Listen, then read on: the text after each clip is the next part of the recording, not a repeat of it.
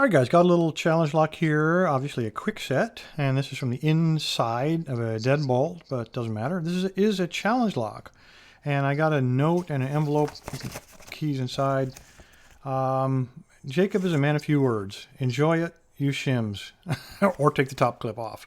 So I think we can probably figure out. We got some T-pins or other nastiness inside of this one. But it's on a Kwikset. I always love doing Kwiksets because if it turns out to be really, really hard, then I always pray that Kwikset is watching so they can maybe make some improvements on their stuff. All right, top of the keyway. A little floppiness. I guess I'll go clockwise. Why not? And finally, I'm going to take a chance here. No, I'm not. I'm just going to use this guy. I believe there's plenty of clearance for a normal. It's a DeForest with 23,000 out of the Praxis kit. What did I say? Counterclockwise? I can't remember. We'll just go counterclockwise. All right, all the way in. I want to put heavy tension on it and find the first. The first one's always a gimme. And there he is. Let me double check. Yeah, the first one is pin 1. All right, let off tension, Bill. There we go. I think that's it. I felt no turn on the core. Tell you what, let's uncock that. I've kind of gotten into this habit now.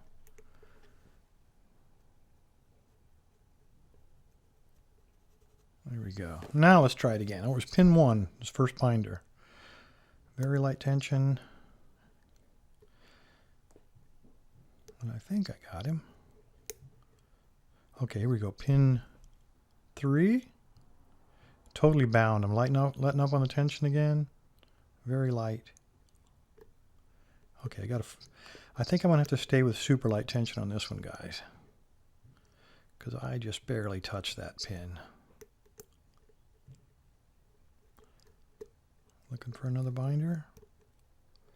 4. Look at that. I just barely touched him. We got a fault set going.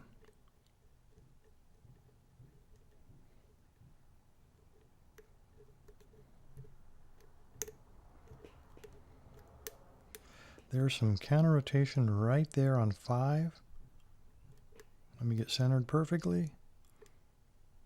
I think we got him. We still kept the fault set. That's a good thing. Okay, that's 4. Again, I got a little counter rotation off of him. Got a click. Still got counter rotation. Go for broke. He seized. Counter rotation up to a point and he seizes up. Must be a really sharp edge. I have like no tension on this thing. I may have to back it off a little bit. Let me first try to wiggle it. Maybe I can wiggle him in.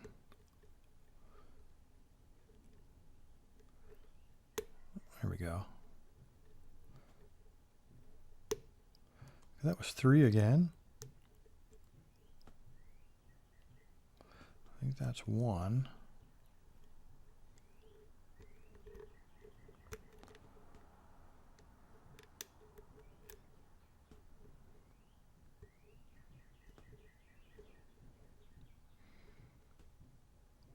One is totally seized up. Ooh.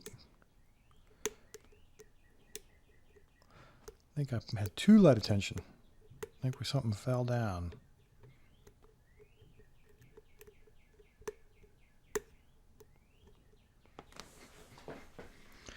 All right, we got a fault set, and we are hung up on something. I'm always guessing it's in the back somewhere, but I'm getting no counter rotation on any of these guys. Got super light tension on it. Okay, that may be it. That's 3.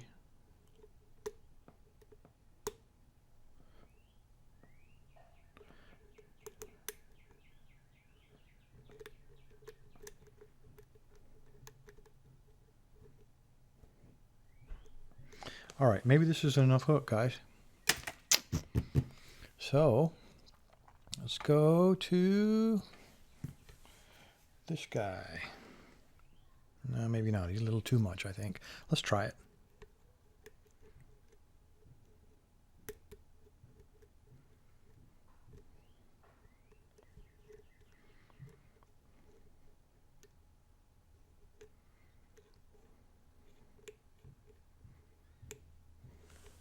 Come on, get under there.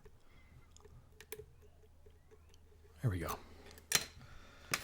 Okay, Kwikset, I hope you guys are watching. I don't know what's going to come out of this, but it's going to be good for you if you pay attention.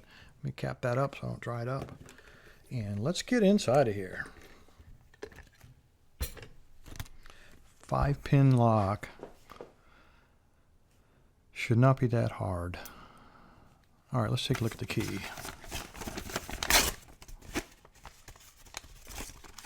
Come on, come on, come on. Yes. Kwikset, I hope you're paying attention. This is one of those non-rakeable locks.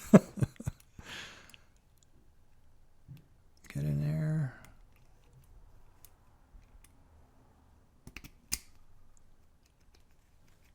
Okay, it does work. We're good to go. It's kind of hard getting in there.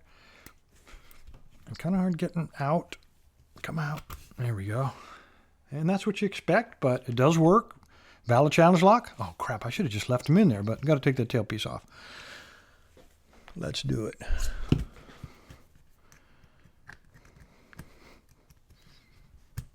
Okay. And my next tray. Let's move these guys right there.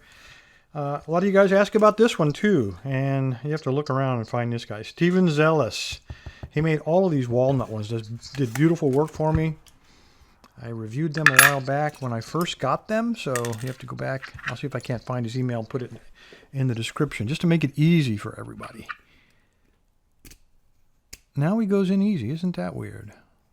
All right. Now, let's pay attention. Let's pay attention to his advice. I've learned this too many times the hard way. Let's pop the top off. Let's go in that way. And that way we can control things just a little bit.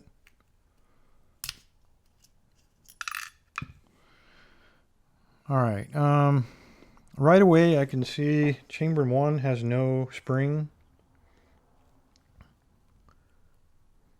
Looks like 2 is mashed in there. He might have a double up spring. So let me get my really fine tweezers, the ones that I have highly magnetized, and let's start pulling these guys out. All right, let's start with 5. Tiny, tiny little spring. Look at that guy. All right, number 5. Number 4 is nice long, but he's hair-like, so I can't imagine he would have given too much resistance. And it's a cut spring as well.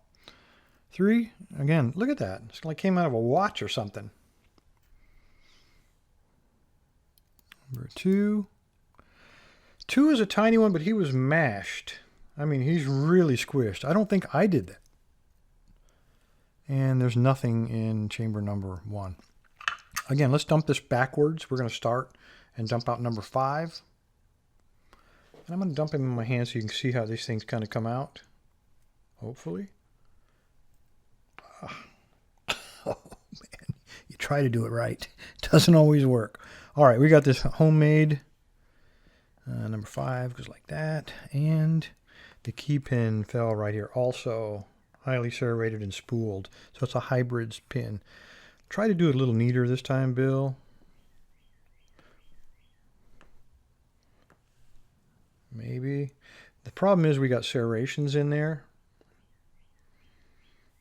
I'm really tempted to try it the other way, but we've already started down this path. And there he comes. Okay, we had another very long spool. And 5. And look at this guy. Oh my goodness. Come out. I mean, I know you want to come out of there. I need my micro tweezers to get a hold of him. Look at how fine that is. Wow.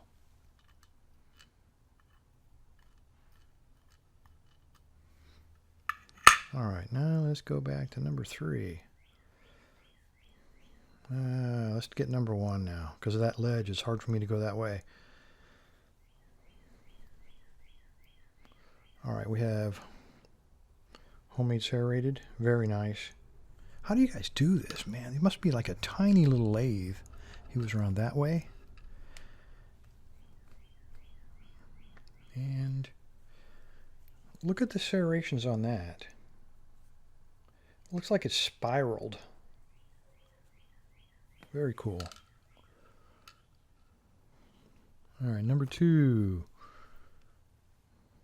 Again, homemade serrated, very sharp edges. And he's floating around there. He just doesn't want to come all the way out. He gets caught. There we go. He's getting caught in those threads. Again, we have these very reduced diameter, very sharp edges, and that's what was getting caught on it. Look at those guys. I mean, even with a macro, it's hard to see how sharp and how fine those are. Just incredible. All right, last. Another one of the same. Double spool, very sharp, very deep. And let's pull him out and get him out this way, because I think I've already misaligned everything. There we go. Little spool, tiny little guy. All right, on the core, we got number 2 and number 3 threaded, and looks like number 4 and number 5 are undercut. Don't know how well you can see that. I